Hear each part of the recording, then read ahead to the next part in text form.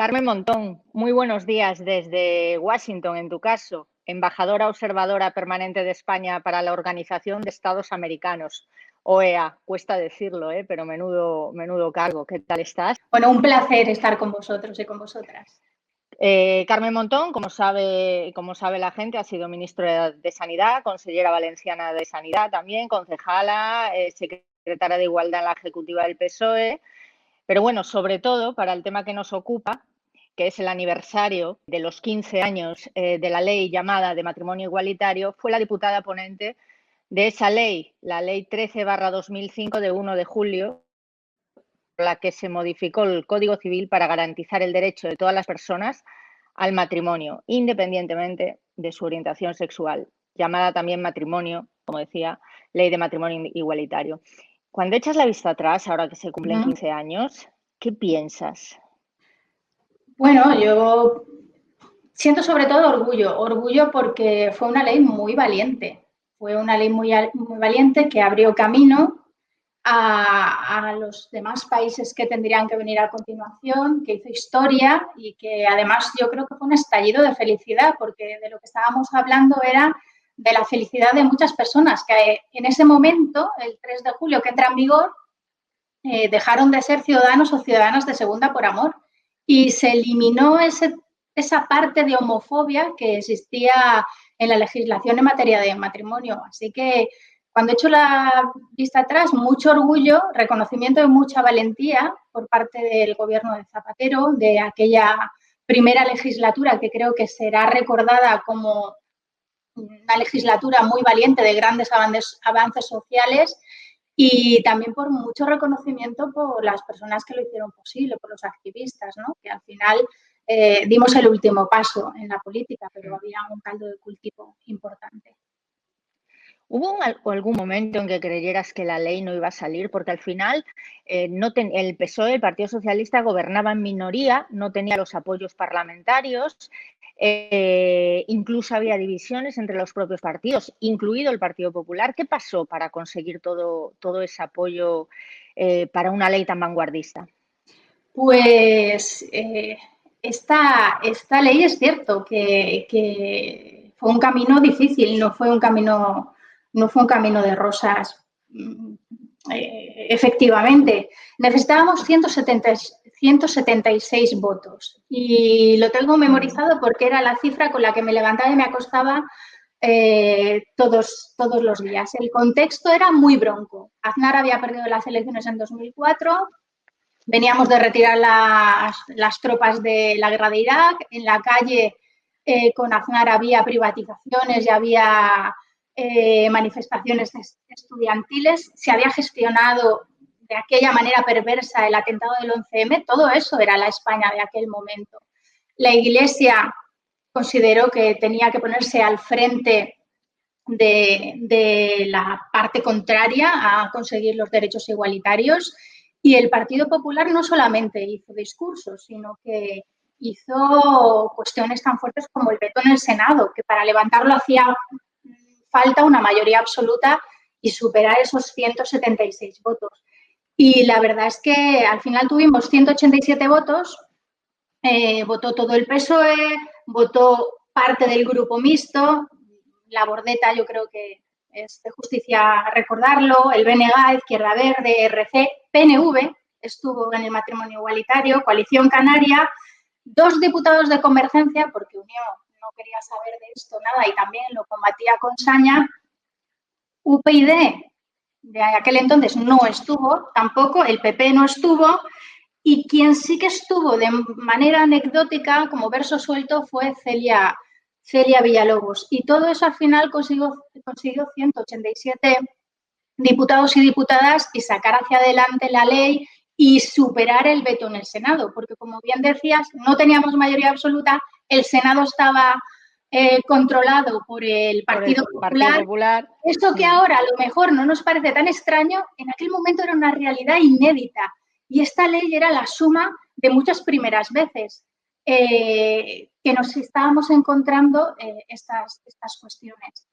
Y yo me recuerdo a mí misma, no sé si recolectando o reclutando votos, porque sí que fuimos no tanto al bloque político, sino a el diputado, la diputada, y por eso en coalición, en Convergencia y Unión, se produce esa separación.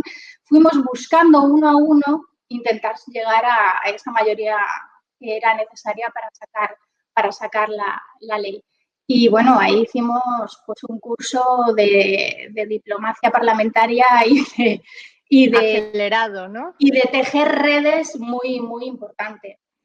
Pero yo creo que al final lo importante es eso, que había una mayoría social y que había una mayoría también parlamentaria de muchos colores que lo hizo posible.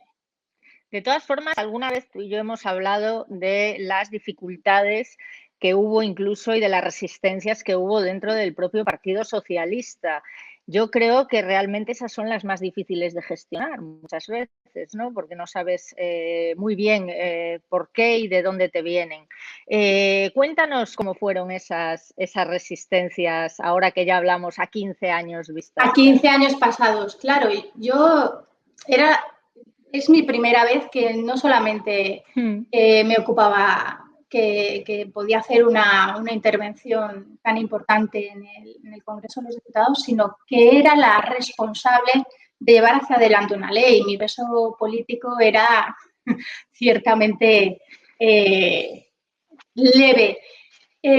Y por tanto yo al final puse mucha carne en el asador de exponerme y de defensa, lógicamente, pero no estaba sola. Tenía la Secretaría de Movimientos Sociales, tenía a Pedro Cerolo, tenía al ministro de Justicia, tenía a Juan Fernando López Aguilar, que estaba siguiendo día a día el desarrollo de la labor parlamentaria, y teníamos al presidente del gobierno, a Zapatero, que era al final el gran impulsor de esta ley. Y bueno, hubo de todo. La hemeroteca está ahí, pues ministros que hacían declaraciones poniendo matices, un alto dirigente y respetado dirigente que pues quería también puntualizar alguna situación. Pero yo quiero volver al contexto. Es que hicimos una ley muy avanzada, de las más avanzadas, porque he dicho que abríamos camino, Bélgica, Holanda, Canadá, por unas horas a la vez que nosotros, pero nosotros éramos los primeros que no había ninguna distinción. Se llamaba matrimonio, que esa fue uno de los ejes de discusión. Bueno, esa fue la herejía para la conferencia episcopal. Y algo mucho más profundo, que se daba acceso a la adopción conjunta de los hijos y de las hijas. Y por tanto, exacto, ahí lo que se estaba hablando también era del concepto de familia. Y esas dos batallas, que eran las claves de una reforma que en realidad era muy sencilla, porque era el artículo 44 y modificar palabras, y en vez de poner hombre y mujer, poner cónyuges y progenitores, pues algo que era tan sencillo en la práctica, en realidad tenía mucho calado. Y había personas pues que, unos por táctica, otros por convencimiento, pues que querían introducir matices.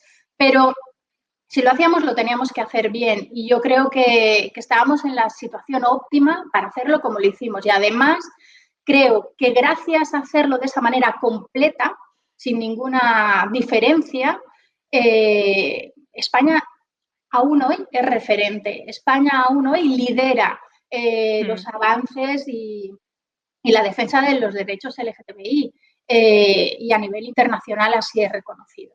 En Bélgica, por ejemplo, se dejaba al lado la cuestión de los hijos.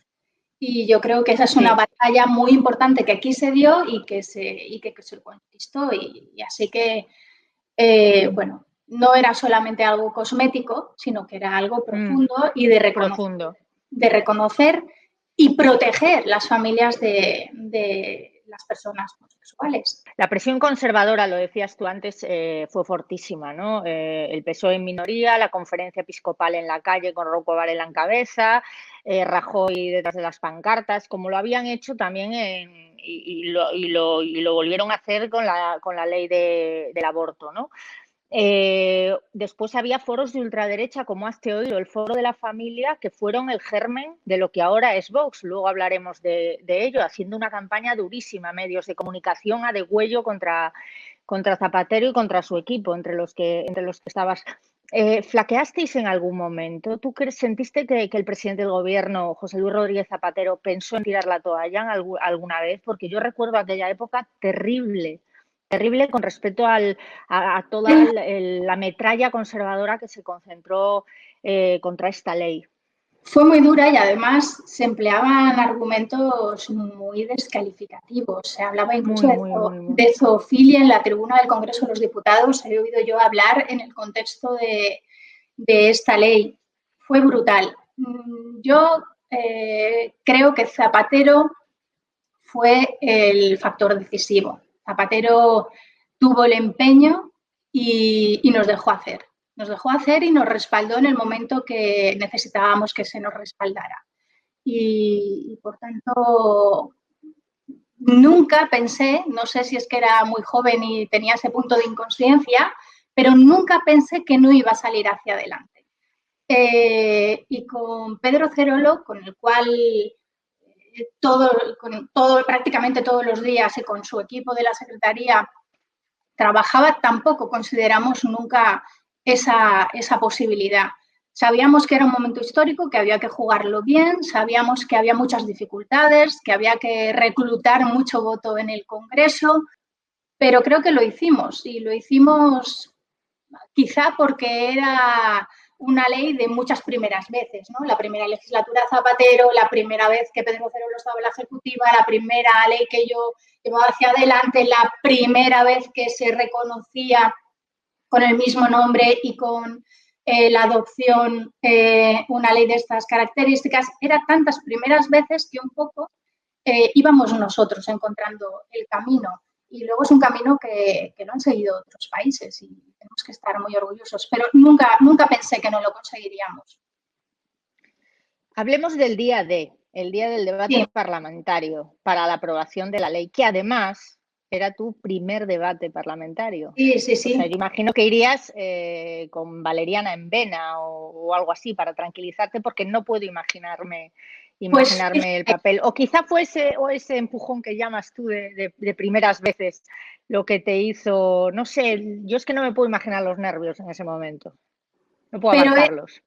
Más que era de un estado de adrenalina en vena. Desgraciadamente, hasta la fecha, los homosexuales son personas que no gozan del respeto y reconocimiento pleno de su unión, ni de la posibilidad de regularizar la situación de sus hijos o de adoptar como pareja.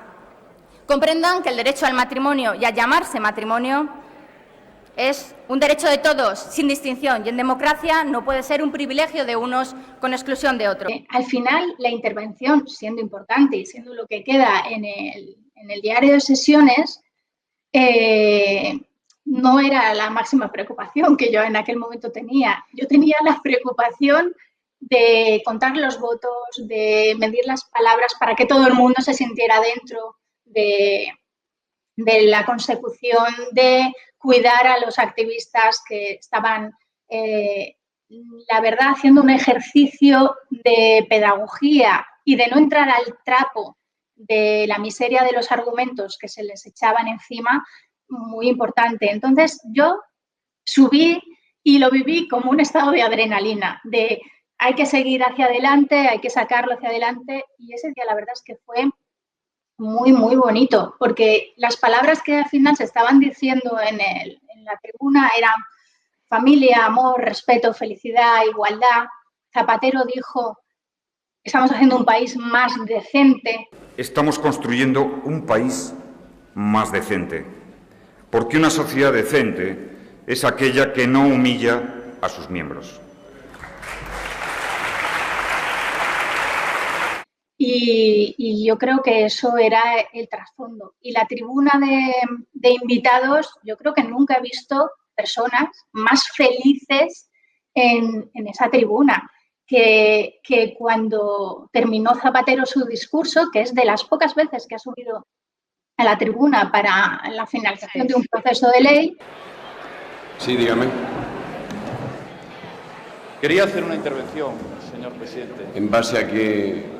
En base a que ha intervenido el presidente del Gobierno y, por tanto, abre turno. Y que Rajoy pidió la palabra, pero no se la dio Marín porque no venía al caso, no estaba en el reglamento. Intentaron aplaudir y Marín claro, era otro tiempo, otro contexto, ¿no? Les decía, les amonestaba, les avisaba que si aplaudían, los tenía que expulsar de la tribuna. Entonces, al final, terminaban haciendo así, dándose besos.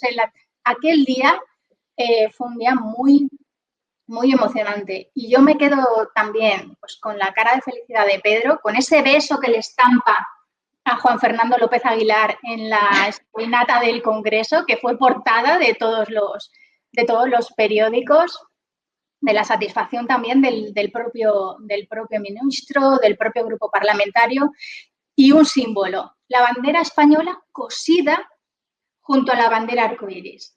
Y alguien que la ondeaba enfrente del Congreso de los Diputados. Yo creo que ese es el resumen.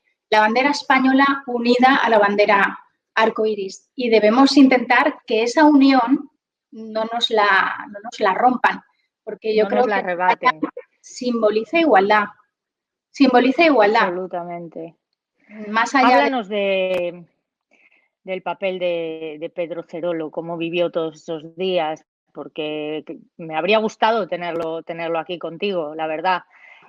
Creo que es inolvidable, se le hizo el homenaje que merecía con su plaza en el centro de Madrid, pero ¿cómo vivía esos momentos? Porque yo recuerdo entrevistarlo varias veces y era, pues, tú te referías a la adrenalina, pues era un chute de adrenalina constante, Pedro Cerolo. Pedro, yo creo que en este proceso es imprescindible y que no se entiende la aprobación de la ley sin una figura como la de Pedro, sin Cerolo.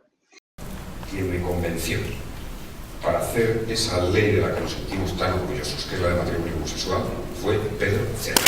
Y además yo creo que tuvo la inteligencia de hacer una táctica de no confrontación, de hablar de amor, de familia, de respeto, de igualdad y dejar para otros las ponzoñas y los barros, ¿no? Porque a él no le decían cosas bonitas cuando iba por la calle durante ese proceso. No. Y siempre él sonreía. No entraba al trapo, porque lo que estábamos haciendo era muy importante y entrar al barro solamente perjudicaba la posibilidad de llevarlo hacia adelante. Y yo creo que también Pedro, que es una persona que, como decías, es de esas que siempre vamos a echar de menos porque era la inteligencia, era el liderazgo, era el socialismo afectivo que él decía, también es definitivo para que España dé ese paso, porque en otros países en Europa el movimiento LGTBI estaba hablando de una ley de parejas de hecho. No querían el matrimonio, no lo entendían, o les parecía inalcanzable o les parecía una cosa como para del patriarcado o de yo qué sé. Y el movimiento gay apostaba por una ley de parejas de hecho. De hecho, cuando empezamos la tramitación, la plana registra una ley que llama de unión estable, ni siquiera de parejas de hecho. Entonces hubiera habido matrimonio para los que se querían casar, parejas de hecho para los heterosexuales que no se querían casar y uniones estables para los homosexuales que se querían. Bueno, era aquello un auténtico disparate. Y Cerolo es el que aglutina todas las opiniones, todo el movimiento LGTBI para dar el paso y luchar por el matrimonio y mantenerse firme por el matrimonio. Y eso lo consigue en el 2000, lo que en el 2003 empiezan a hacerse estas acciones simbólicas y Trinidad Jiménez fue la testigo simbólica en el registro civil, que no lo consiguieron, de Pedro y de Jesús, y yo de Tony y Miguel Ángel en Valencia. Y a partir de ahí es cuando ya los partidos políticos, el Partido Socialista, bueno, el único, asume la reivindicación y ya en el 2004 Cerolo entra en la ejecutiva de Zapatero y empezamos a hablar en serio de estas cuestiones. Y otros partidos también están ahí, BNG, Izquierda Unida, etcétera. Sí, los partidos de izquierda, pero vamos, no se entendería de otra manera. Lo sorprendente fue que Celia Villalobos no sorprendente conociendo su trayectoria con respecto a esto, pero sí conociendo cómo es el PP, el Partido Popular, con respecto a la disciplina de voto. Pero bueno, ella eso lo tenía clarísimo y de justicia es decirlo. Hablabas del papel de Pedro Cerolo más allá como secretario de diversidad o de movimientos en la ejecutiva del Partido Socialista como activista, ¿no? ¿Qué papel es el del activismo y si la política es el último escalón y si es necesario ese activismo, los movimientos en la calle, la presión social, etcétera, etcétera? El activismo para todo es imprescindible. Sin activismo yo creo que la acción política es mucho más difícil y mucho más árida. Y aquí el papel de los activistas yo creo que fue fundamental. Y lo digo porque llevaron hacia adelante un movimiento sin confrontación. No buscaban la pelea, no buscaban el y tú más, sino simplemente iban haciendo su propio camino y consiguiendo sus propios retos. Y el activismo también fue muy importante, no solo antes de la ley, sino después de la ley, porque el Partido Popular interpuso un recurso ante el Tribunal Constitucional.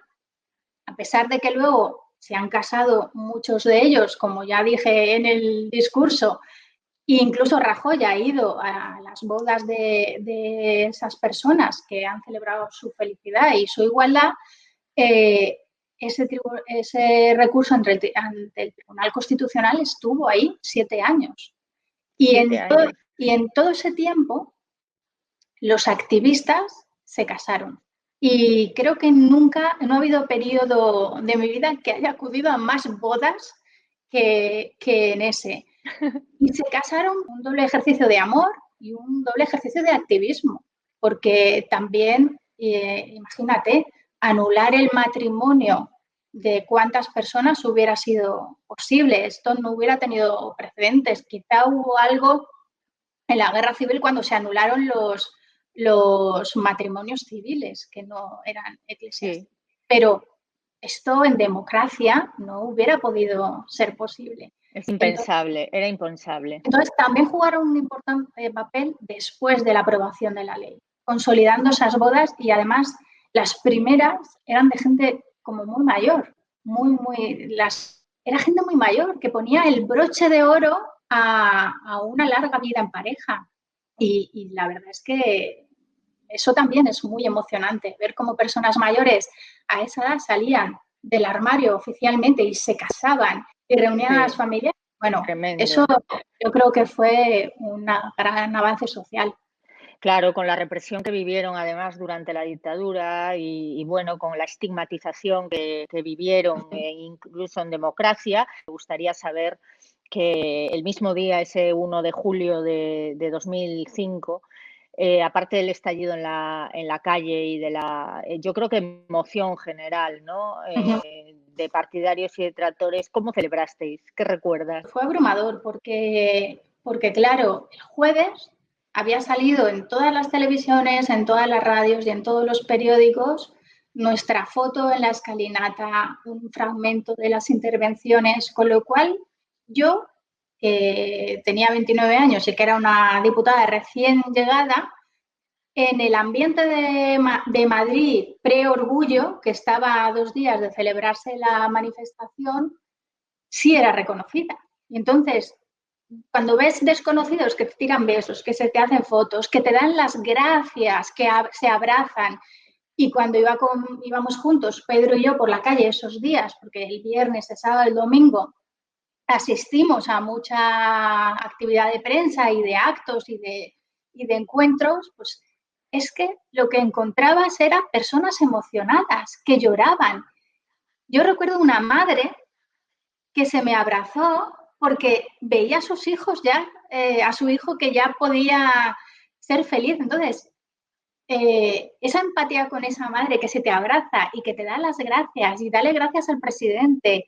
Y la verdad es que fue muy emocionante. Y en esa manifestación, tengo que decir que estuvo Pedro Sánchez, estuvo Trinidad Jiménez, estuvo Óscar López, estuvo Alex Sáez, estoy diciendo diputados y personas que estábamos en ese ambiente, que fue también ponente segundo de la ley. en esa manifestación creo que estábamos todos o casi todos. Y fue un día de mucha alegría. También los detractores. Bueno, detractores no, también los que tenían sus reservas con respecto a la ley dentro del Partido Socialista. También estaban ellos, claro, porque aquí todo el mundo se apunta a la foto seguro. Bueno, la foto ya era de toda España. Algunos ya recuerdo haberlos visto, sí.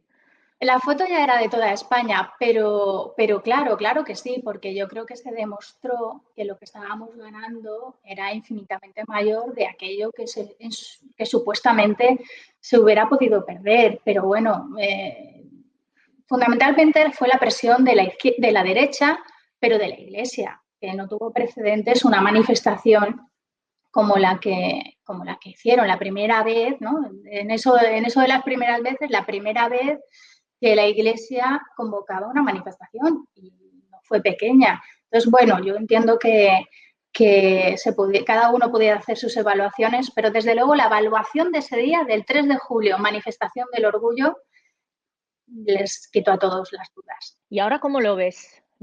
15 años después, ¿cómo ves cómo estamos con la entrada de un partido abiertamente homófobo como es Vox? Con 52 escaños nada menos en el Congreso de los Diputados y unas políticas absolutamente aberrantes en contra de cualquier tipo de diversidad, además de en contra del feminismo. Pues yo creo que la libertad de expresión no lo puede soportar todo. No lo puede soportar todo. Hay ciertas afirmaciones y descalificaciones que no deberían tener entrada en nuestro día a día ni en nuestra democracia. Y además, 15 años después nos quedan todavía muchos retos, no está todo conseguido. Para mí es muy importante que las personas más jóvenes vivan sin armarios, los niños, las niñas, los adolescentes, los más jóvenes tienen que tener referentes positivos. No puede ser que haya acoso escolar, no puede ser que las estadísticas de fracaso escolar, de intentos de suicidio, estén personas muy jóvenes por razones de orientación sexual o de identidad de género que se les está machacando en su entorno escolar. Eso creo que es algo que tenemos que batallar. Y batallarlo desde educación, pero desde las familias también y desde todos los ámbitos para dar mensajes positivos de que cada uno puede ser lo que quiera y vivir lo más feliz posible.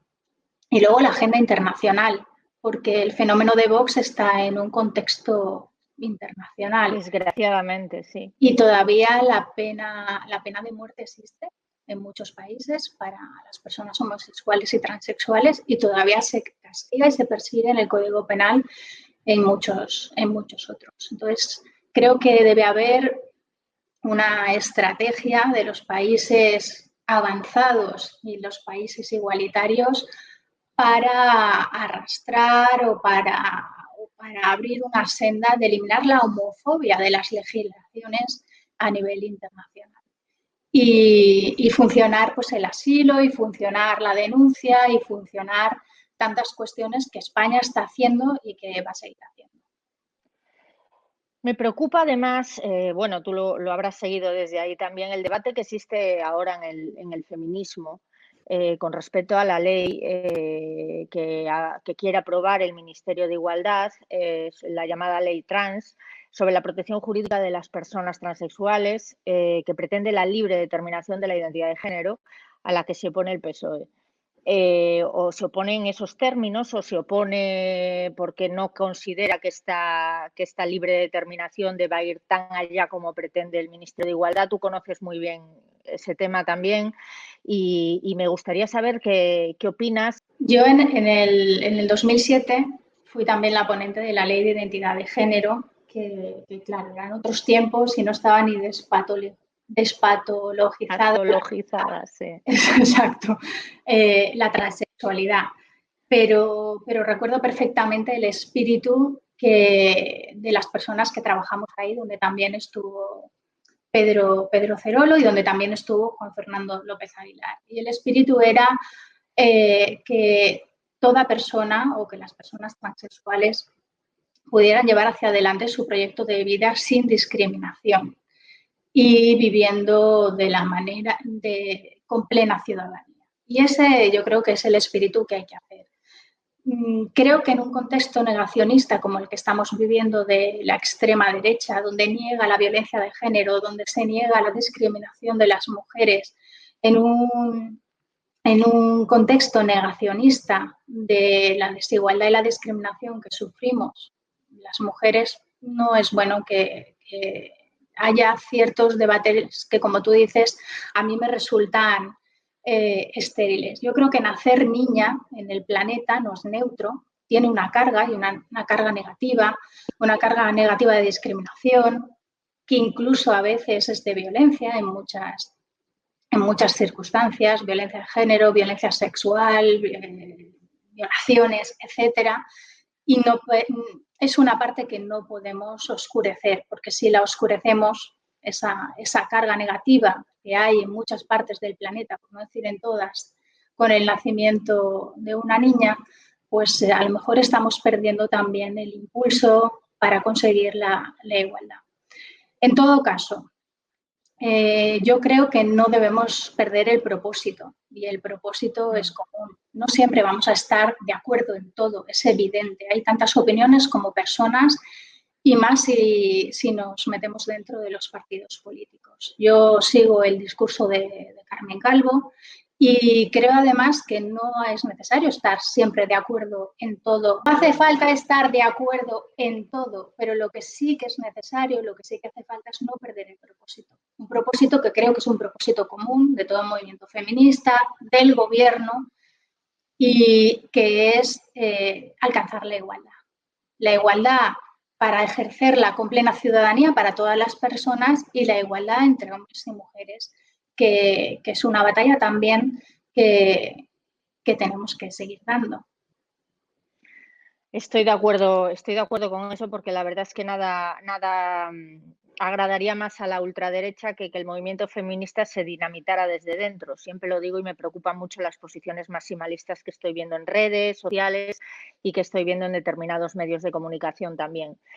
Carmen Montón, muchísimas gracias por atendernos desde Washington, desde tu altísimo y merecidísimo puesto. Nos vemos, que te vaya muy bien, porque si te va muy bien a ti, nos irá muy bien a todas y a todos. Y hasta pronto, espero. Y seguimos trabajando porque tenemos que construir una sociedad de igualdad y una sociedad arcoíris. Gracias.